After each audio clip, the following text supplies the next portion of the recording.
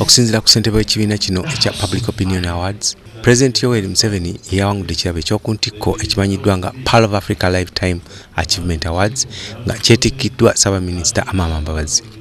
Ku mukolo ogw'okuwaayo ebirabo bino ogubadde ku Imperial Royal mu Kampala, Ssaabaminisita yennyini Amama Mbabazi yeetisse ekirabo eky'omukulembeze asinga okuweebwa ekitiibwa mu Uganda. A round of applause for the Sekinoomu Achievement 2030. Abalala kuliko Ssaabaduumizi w'eggye lya Uganda General Katumba Wamala ne gwe yaddira mu bigere General Aronda Nyakerima, ssaako ne kalisoliso wa gavumenti Irene Mulyagonja.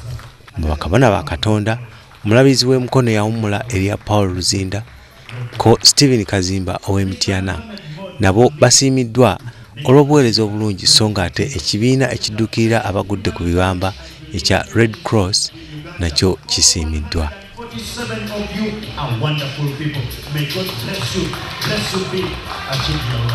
Mu basuubuzi mulimu amanyiddwa ennyo Mbiire n'abalala bangi. Ku mukolo guno, ambasada wa Pakistan wano mu ggwanga Bone Katatumba kwasinzidde ne yeetondera Bannayuganda olw'abasajja ababadde balowoozebwa okuba Abapakisitaani abakakkana ku mwana muwala ne bamusomyako ekirindi.